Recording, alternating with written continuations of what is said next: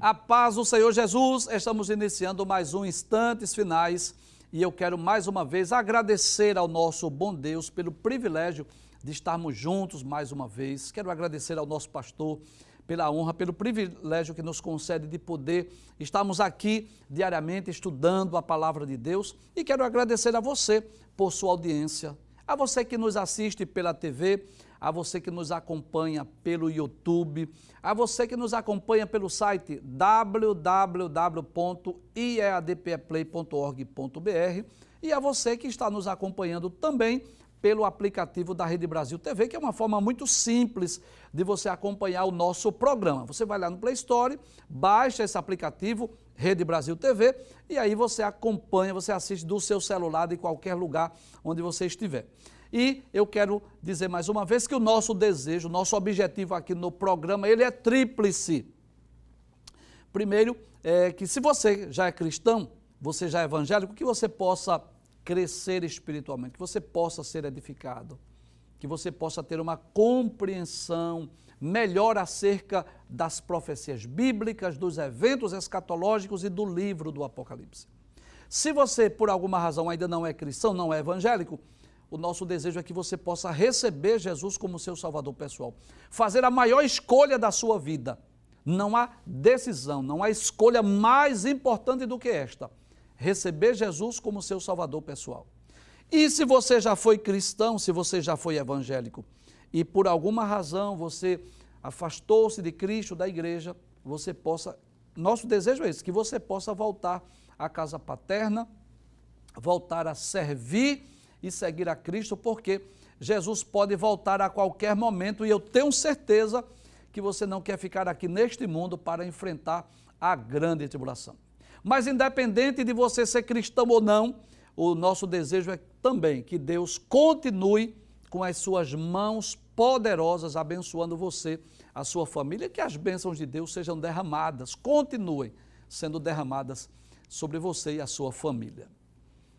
Se você quer entrar em contato conosco, enviar sua pergunta, a sua crítica, sua opinião, a sua sugestão, fique à vontade. O número está aparecendo aí na sua tela, 994661010.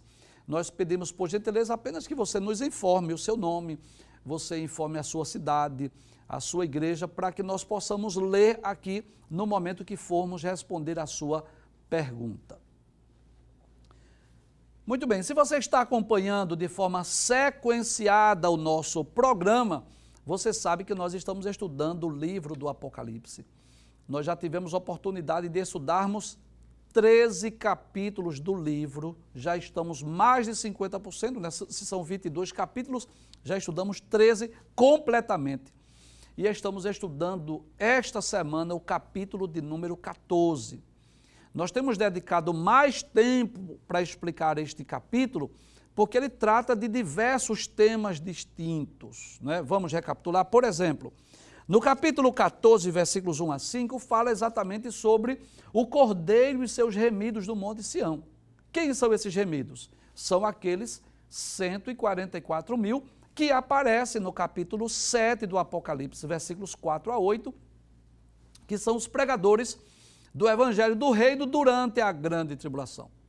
Só que nesse texto do capítulo 14, versículos 1 a 5, eles aparecem lá no Monte Sião, né, com Cristo, já salvos, leva-nos a entender que eles foram martirizados.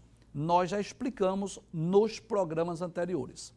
Explicamos também sobre os versículos 6 até o versículo de número 13, este título aí, 3 anjos proclamam os juízos de Deus, que são anjos que estarão anunciando, né, o julgamento divino durante o período sombrio da grande tribulação. Também já explicamos a ação desses anjos, inclusive um deles tem o Evangelho Eterno, lembra disso? Que nós estudamos?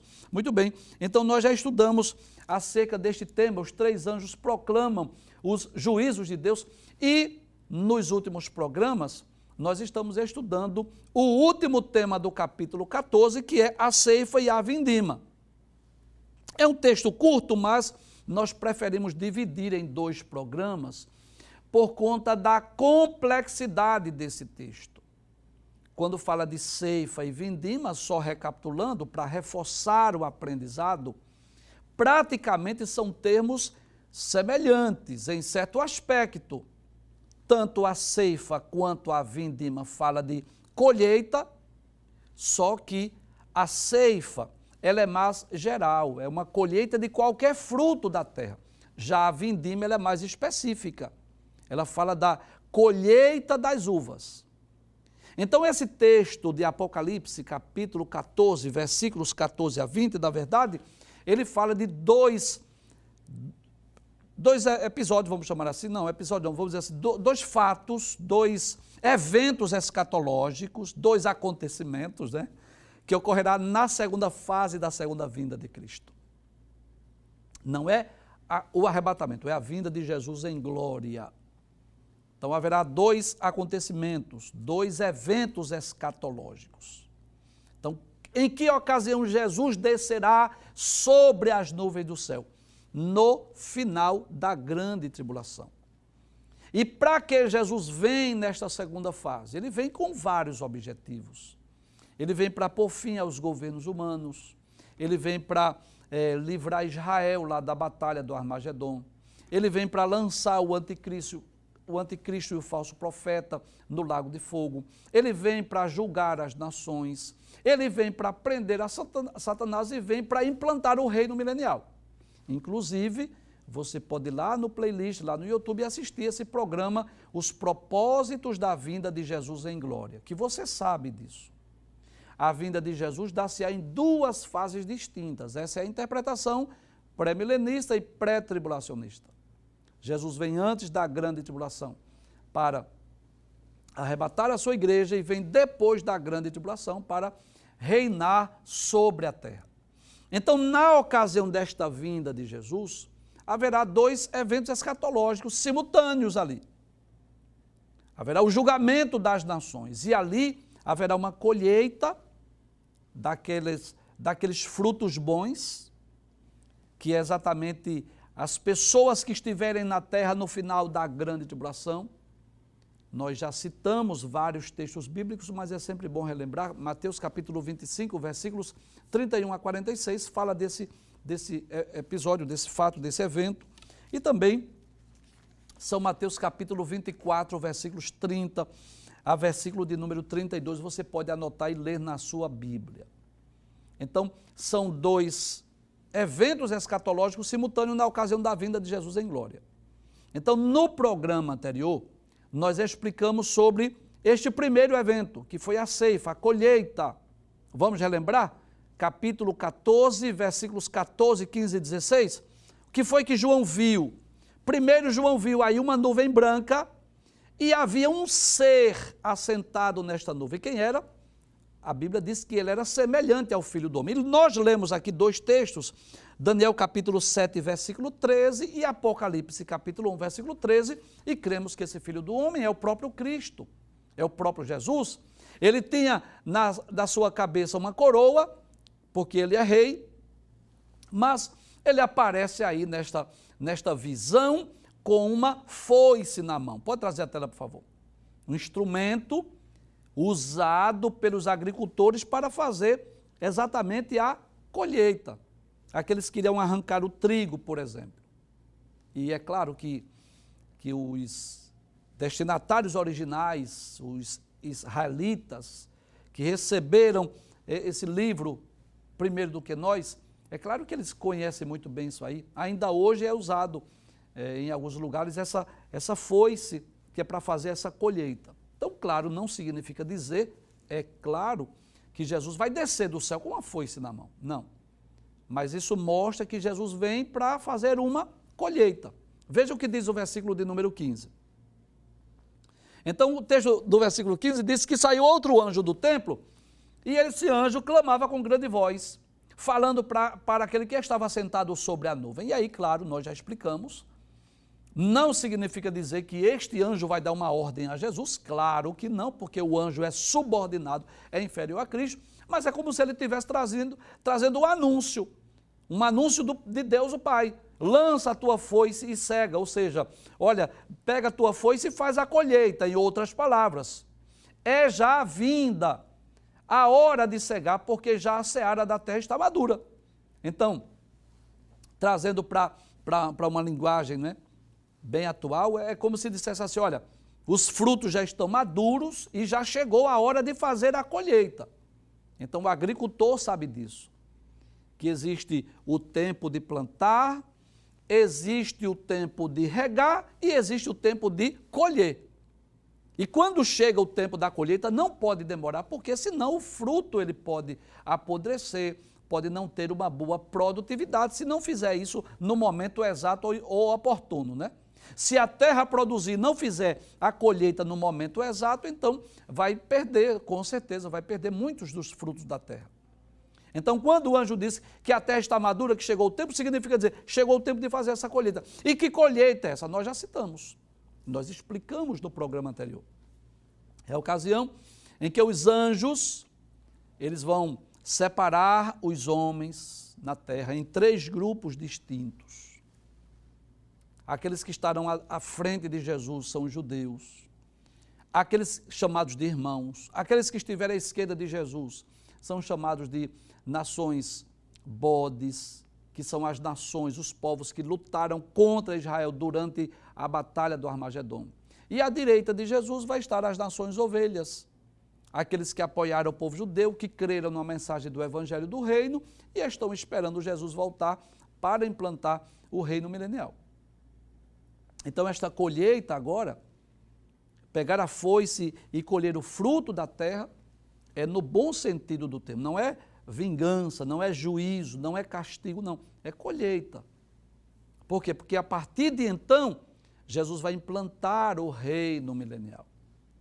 Então, essa colheita, esses frutos, são os homens que serão colhidos para quê? Para adentrar no milênio.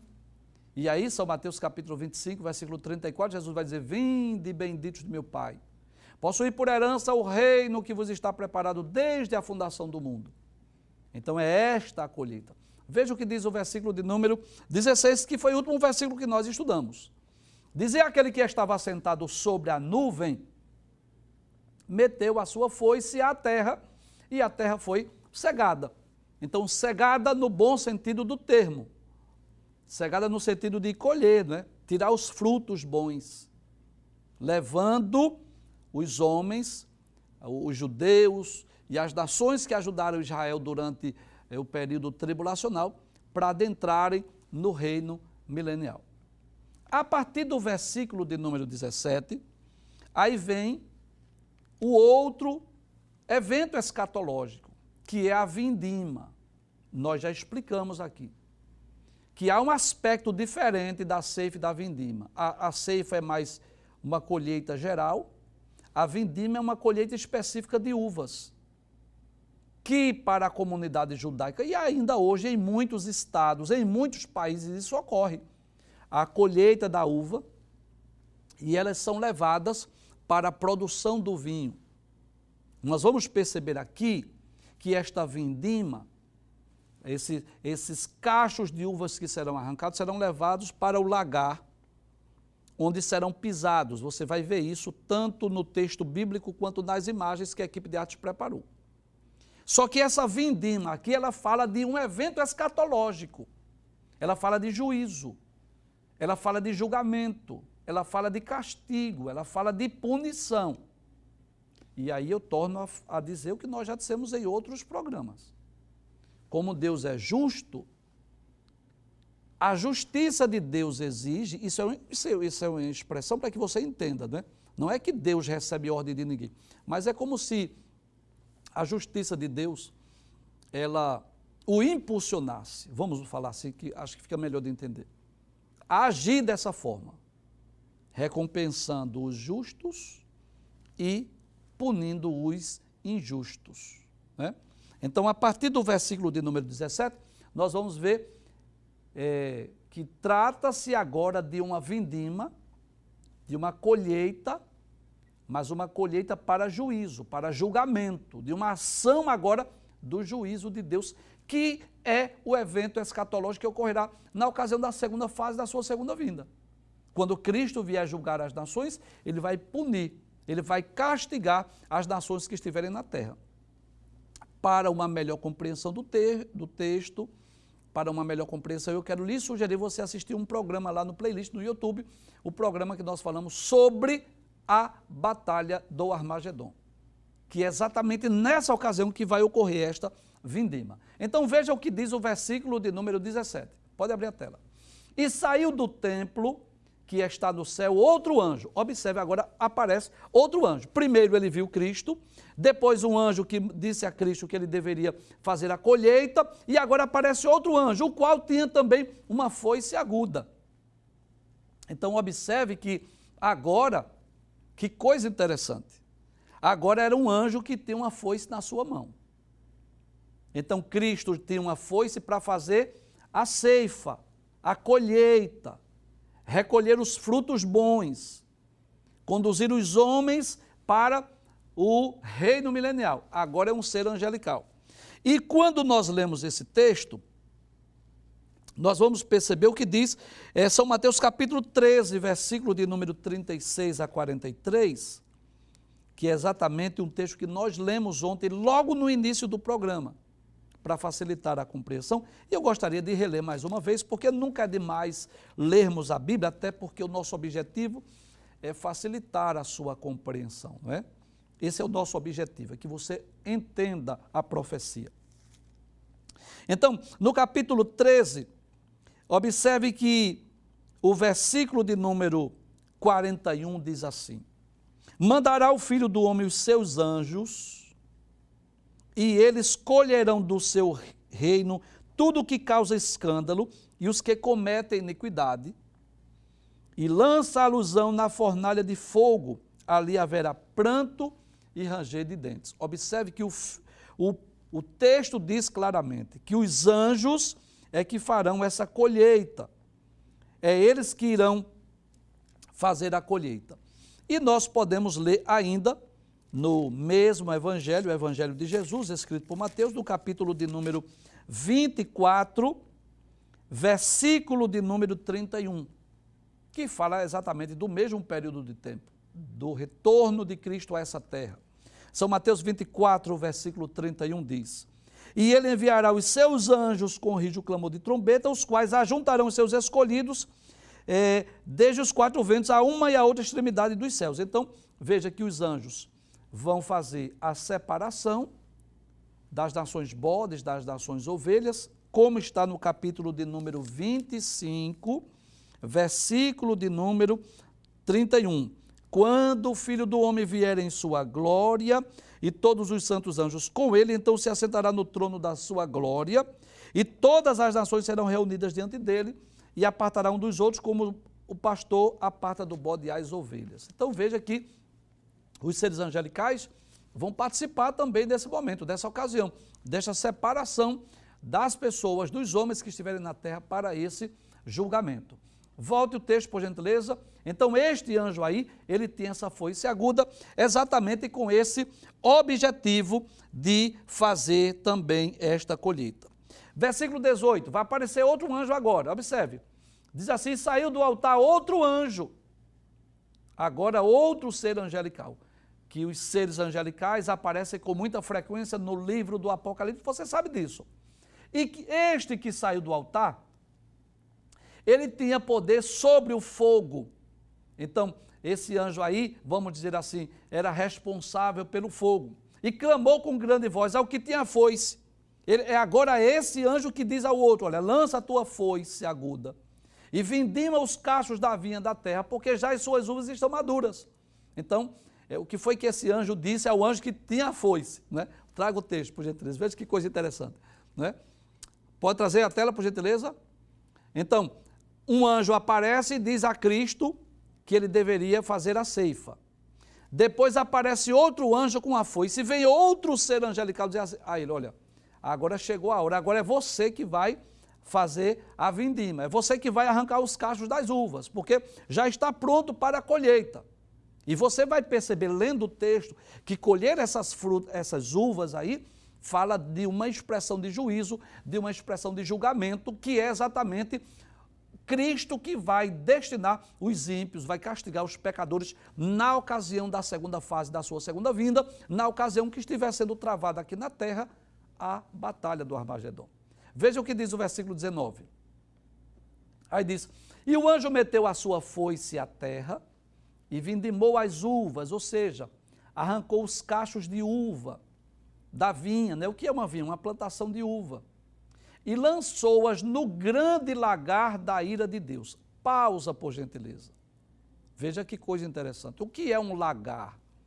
Um lagar era o local onde, desde os tempos passados, os judeus pisavam as uvas. Você vai daqui a pouco ver uma imagem assim.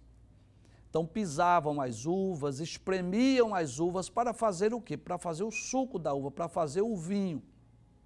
Só que observe que esse texto ele é profético. O texto ele é profético. O texto diz assim, que o anjo meteu a foice, volte o texto por gentileza, o anjo meteu a foice, vindimou as uvas, em outras palavras, arrancou os cachos de uva, lançou-as no grande lagar. Se fosse até aí, tudo bem. Era só uvas mesmo. Mas observe que é o lagar da ira de Deus. Pode trazer a tela agora. Então, quando fala desse lagar da ira de Deus, está falando de quê? De julgamento, de juízo. Se for possível, coloca a tela dos eventos escatológicos, por gentileza, para a gente explicar algo aqui. Então, na ocasião da vinda de Jesus em glória, não é essa, é a dos eventos escatológicos, do mapa, né, dos eventos. Então, na ocasião da vinda de Jesus em glória, também não é essa, é dos eventos escatológicos. Aquela que nós estudamos, isso, obrigado. Então, na ocasião da vinda de Jesus em glória, o que estará ocorrendo aqui na terra? A batalha do Armagedon. Observe que você vai perceber que está ocorrendo a batalha do Armagedon no final da grande tribulação. E nós dissemos que essa batalha do Armagedon, na realidade, é uma espécie de uma terceira guerra mundial, em que o anticristo vai arregimentar as nações para quê? Para destruir o povo judeu. Só que esta batalha, do ponto de vista divino, é uma espécie de uma emboscada. Porque Cristo vai descer para livrar a Israel e castigar essas nações. Então, as nações que estarão guerreando com os seus mísseis, as suas bombas apontadas para Israel, para Jerusalém, o que vai acontecer? Cristo descerá sobre as nuvens do céu, com poder e grande glória, para quê? Para livrar a nação de Israel. Então, Cristo vai exercer juízo, julgamento contra essas nações que estavam guerreando contra o povo judeu, contra Israel. Por quê? Por vários motivos. Primeiro, porque eles não creram na mensagem do Evangelho do Reino, que foi pregado pelos 144 mil e pelas duas testemunhas. Eles permaneceram incrédulos. Por quê? Porque estes que estavam servindo ao anticristo e ao falso profeta e ao próprio dragão que é Satanás, receberam a marca da besta, adoraram a besta, adoraram a sua imagem, porque eles perseguiram, mataram e maltrataram o povo de Deus. Então, nenhum julgamento de Deus ele é injusto. Eu gosto dessa frase, Deus não comete injustiça. Nós, seres humanos, estamos sujeitos a praticarmos injustiça ou sermos injustiçados. Nós estamos sujeitos, claro. Eu posso ser injusto em alguma ocasião e posso ser injustiçado, mas Deus jamais. Deus nunca comete injustiça. Se Ele vai castigar, é porque as pessoas merecem. É claro que todo mundo faz essa pergunta, como é que um Deus tão bom, tão misericordioso vai...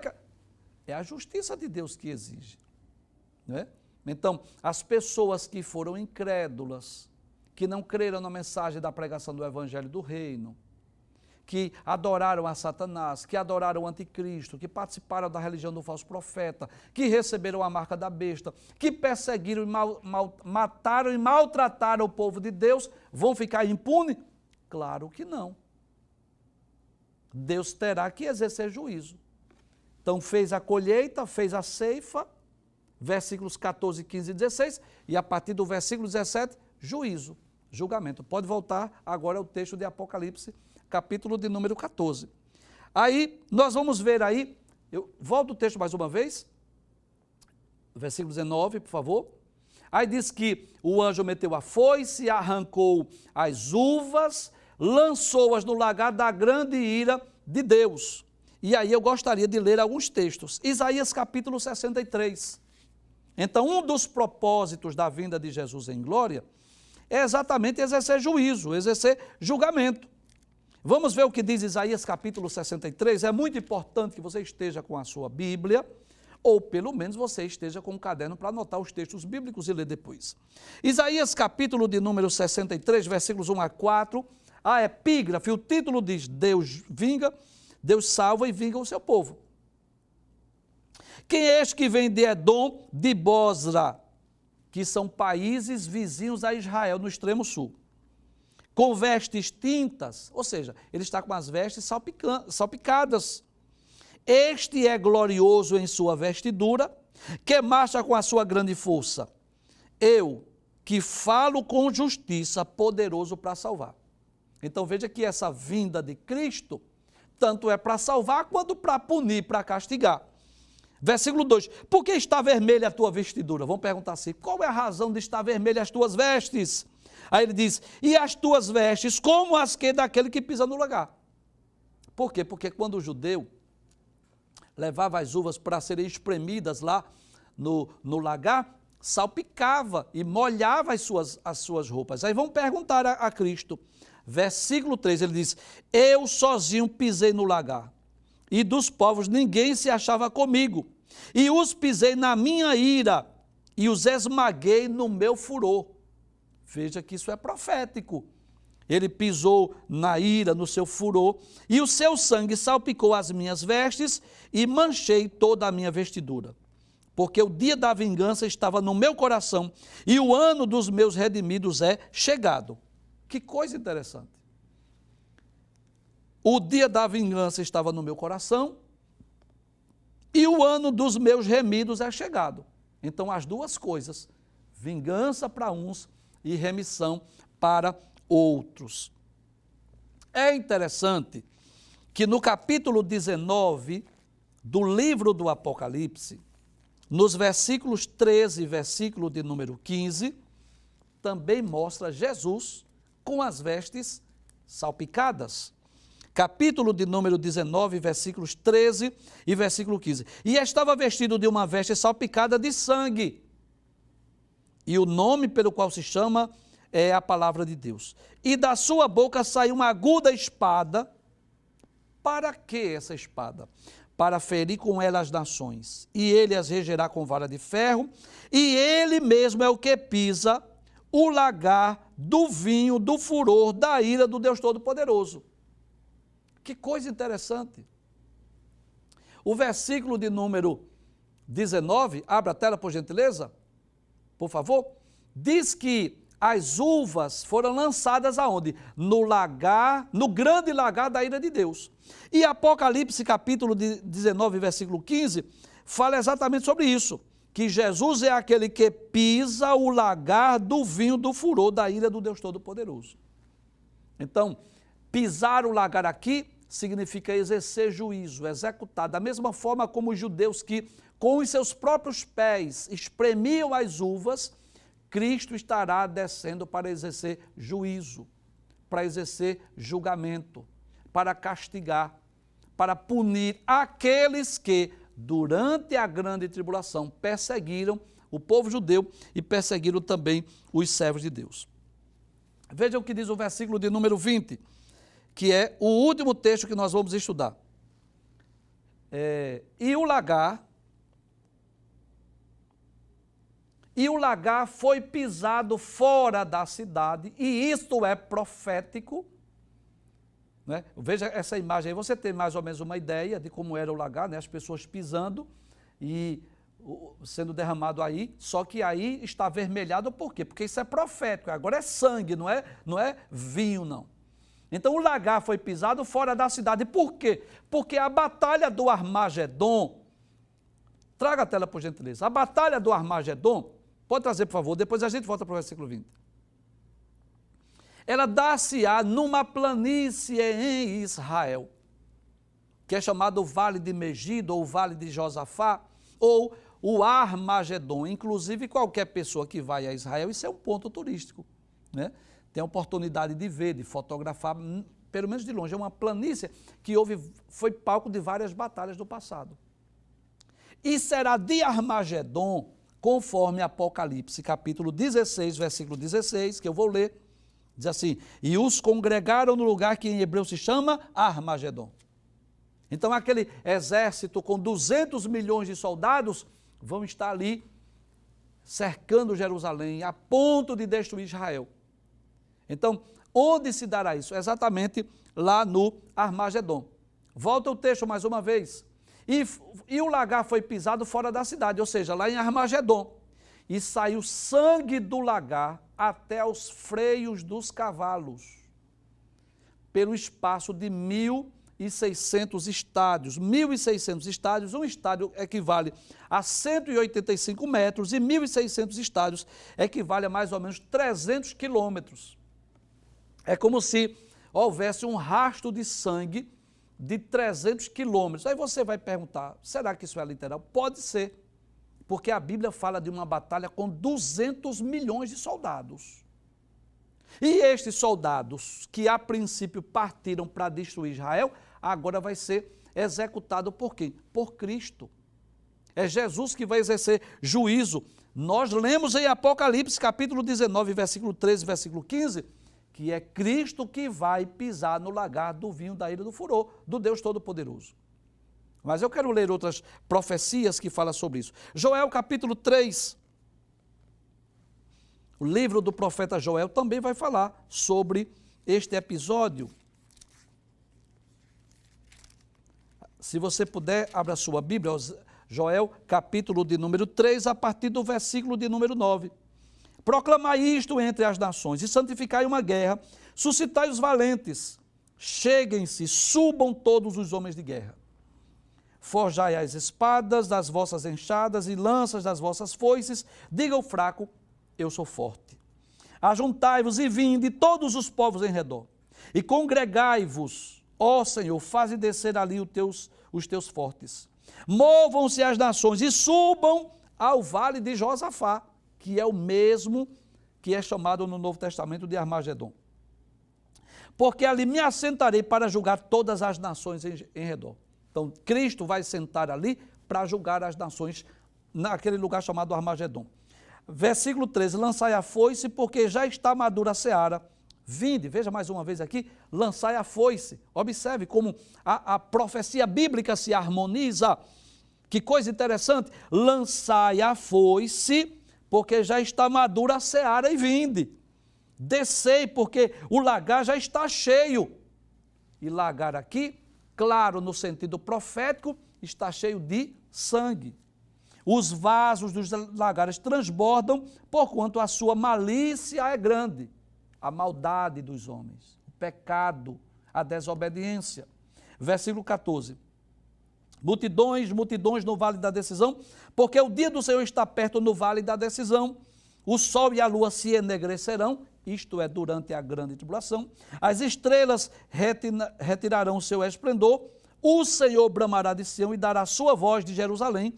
E os céus e a terra tremerão, mas o Senhor será o refúgio para o seu povo. Veja que coisa interessante. Que povo? O povo judeu, não é a igreja aqui.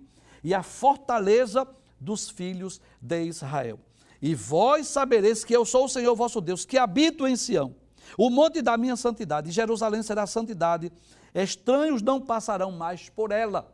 Veja que o profeta Joel também falou desse dia, dessa ocasião, deste evento em que Cristo vai pisar o lagar do vinho do furor da ira do Deus Todo-Poderoso.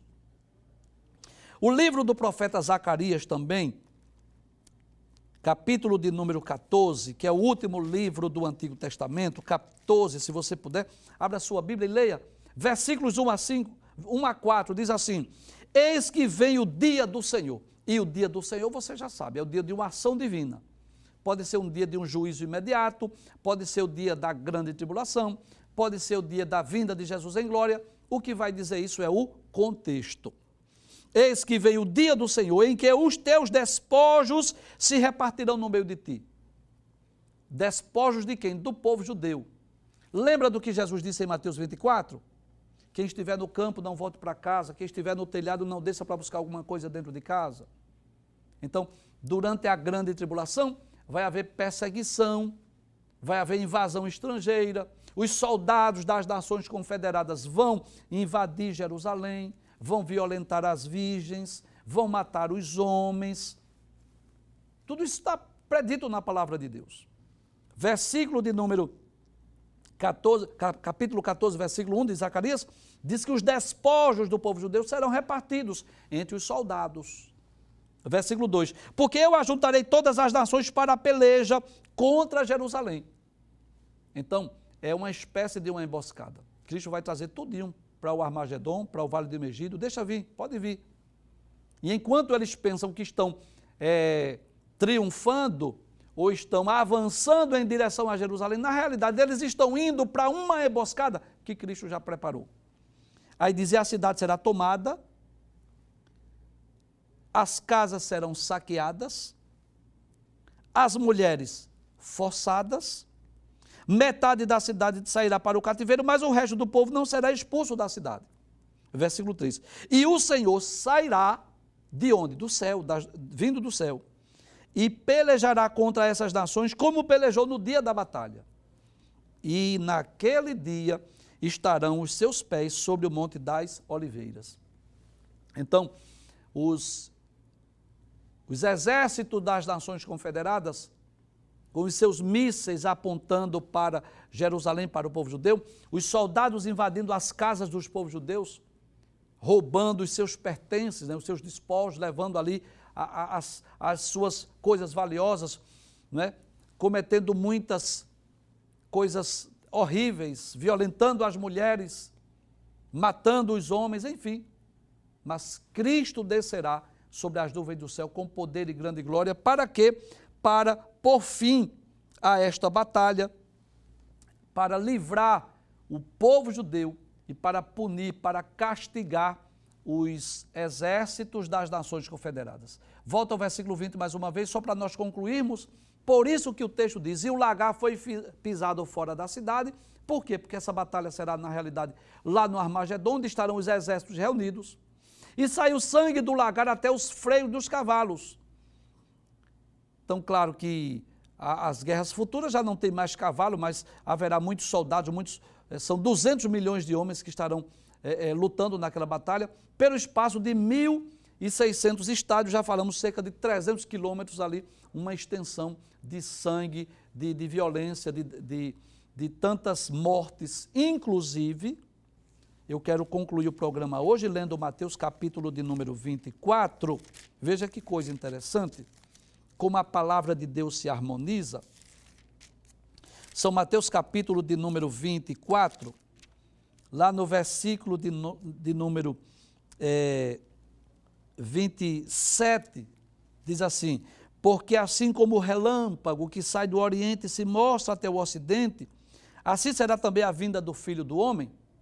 Isso não é arrebatamento, isso é a vinda de Jesus em glória. Aí de repente, do nada, o texto diz assim, pois onde estiver o cadáver, aí se ajuntarão as águias. Não parece fora do contexto? Seja sincero, parece. Jesus no seu sermão dizendo assim, assim como o relâmpago sai do Oriente e se mostra no Ocidente, assim será a vinda do Filho do Homem. Aí de repente, do nada Jesus é assim, porque onde estiver o cadáver, aí se ajuntarão as águias. Aí até parece que está fora do texto, do contexto, parece até que Jesus está falando de uma coisa que não tem nada a ver uma coisa com a outra, mas tem tudo a ver. Porque estas águias aqui, a melhor tradução seria abutre. Os abutres vão se reunir, para quê? Para comer as carnes destes soldados que serão mortos, para purificar a terra, para a implantação do reino milenial. Então, concluindo, essa última parte do capítulo 14 do Apocalipse, versículos 14 a 20, fala de dois assuntos, dois eventos simultâneos que ocorrerão na vinda de Jesus em glória. Haverá o julgamento das nações e a ceifa, versículos 14, 15 e 16, é Jesus recolhendo ali os homens, os judeus e as nações que apoiaram o povo judeu para adentrar no milênio. E os ímpios, os pecadores, os incrédulos que lutaram contra Israel, que adoraram a imagem da besta, que receberam a marca da besta, que perseguiram os servos de Deus, serão lançados, serão punidos, castigados, e as suas almas serão lançadas lá no inferno, como diz São Mateus capítulo 25, versículo 41.